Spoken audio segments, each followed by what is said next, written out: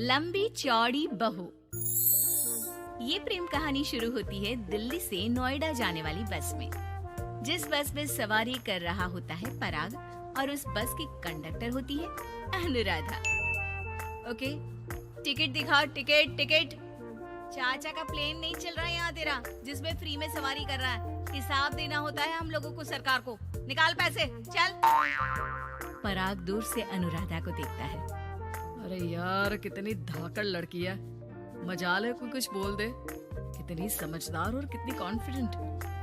आज से मैं तो इसी बस में घर जाया करूंगा। अब क्या था, भले पराग को घर जाने के लिए 10 बस छोड़नी पड़े, भले 20 किलोमीटर की यात्रा खड़े होकर पूरी करनी पड़े, लेकिन आने जाने का सिलसिला वो अनु की बस पर ही करता।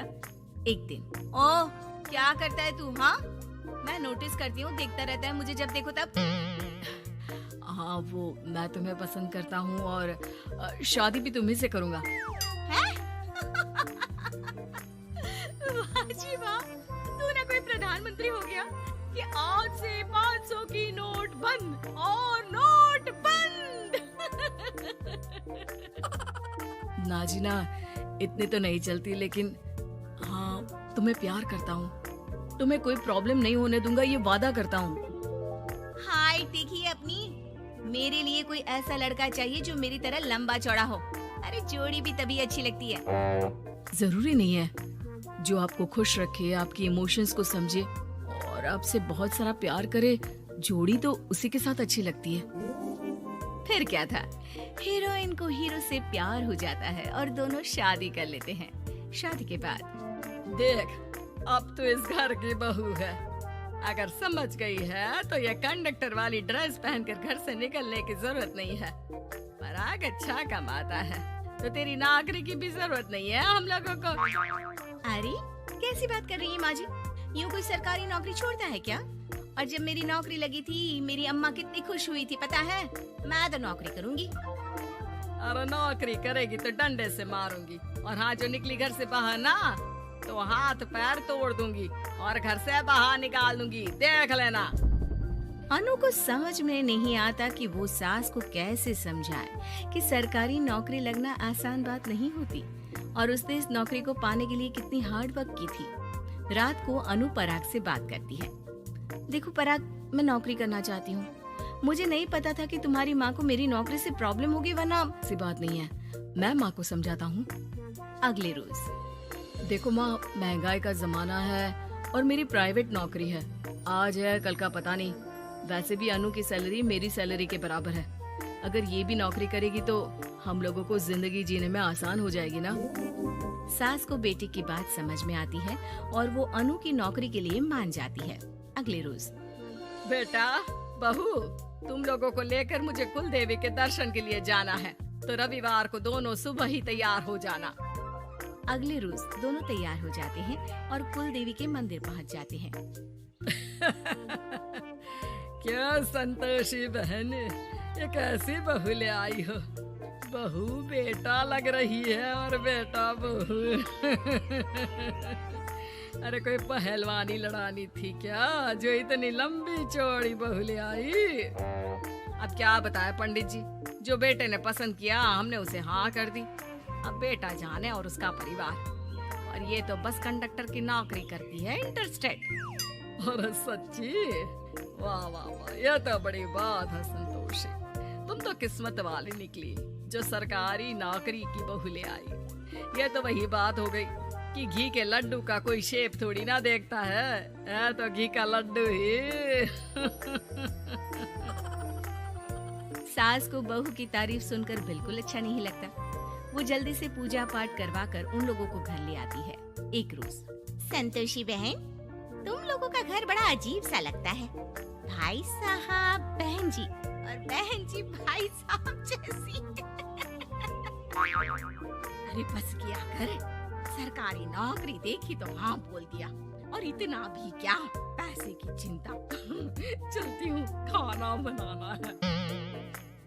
क्यों, बहू नहीं बनाती क्या खाना?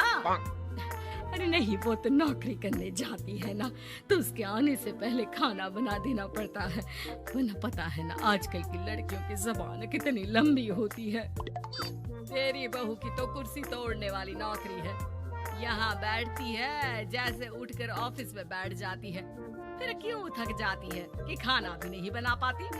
मेरी बहू भले कंडक्टर है, लंबी चौड़ी, लेकिन बता रही हूँ सारा दिन सवारी से मत्था पच्ची करती है, लेकिन मजाल है शादी के बाद एक दिन भी मुझे किचन में जाने दिया हो ना जी ना।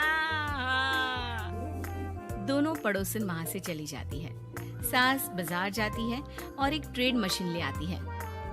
अरे माँ जी, इस उम्र में आप घर पर जिम खोलेंगी? अरे तेरे लिए लाई हूँ, रोज चलाकर 2 घंटे इस पर, पतली हो जाएगी। और खाना कम खाया कर, जब देखो बकरी की तरह मुंह चलता रहता है तेरा। वाह जी वाह, एक ही तो शौक है खाना खाने का, वो भी रोक दो। हाँ, लेकिन सास तो सास थी, बहू के खाने से लेकर एक्सरसाइज सबका हिसाब किताब रखने लगती है। अरे मैं मोहल्ले वालों को बताकर रहूंगी कि मेरी बहू भी शिल्पा शेट्टी की तरह पतली हो सकती है।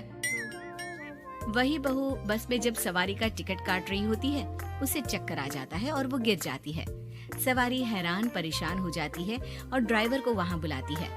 अरे शहर नहीं थी हमारे कंडक्टर साहिबा, लेकिन जब से शादी हुई है बकरी बन गई है।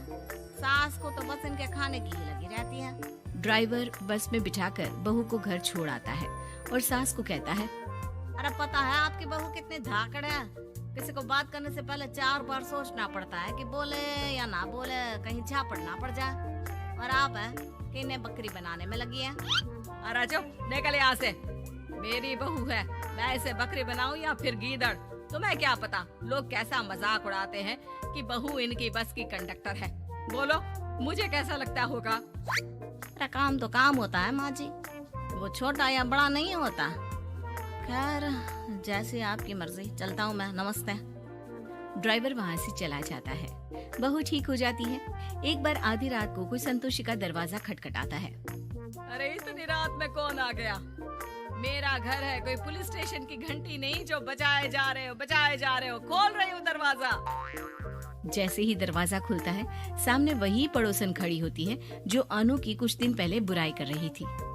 मेरी बहू के पेट में दर्द हो रहा है, उसे जल्दी अस्पताल पहुंचाना जरूरी है। हाँ तो पहुँचाओ, और जल्दी लड्डू के साथ खुशखबरी भी सुना देना। हाँ, काहे हमारा दरवाजा पीट रही हो? अरे सुनो तो, अपनी बहू से कहो ना कि सरकारी बस को थोड़ी देर के लिए दरवाजे बुला ले। क्या है ना, कोई साधन नहीं है अस्पताल ले जाने के लिए। सास अनु को कहती है और अनु बस को बुलाकर पड़ोस वालों की मदद करती है, जिसके बाद पूरे मोहल्ले में अनु की तारीफ होने लगती है। सच में लंबी चौड़ी बहू के साथ साथ लंबा चौड़ा दिल भी है बहू का।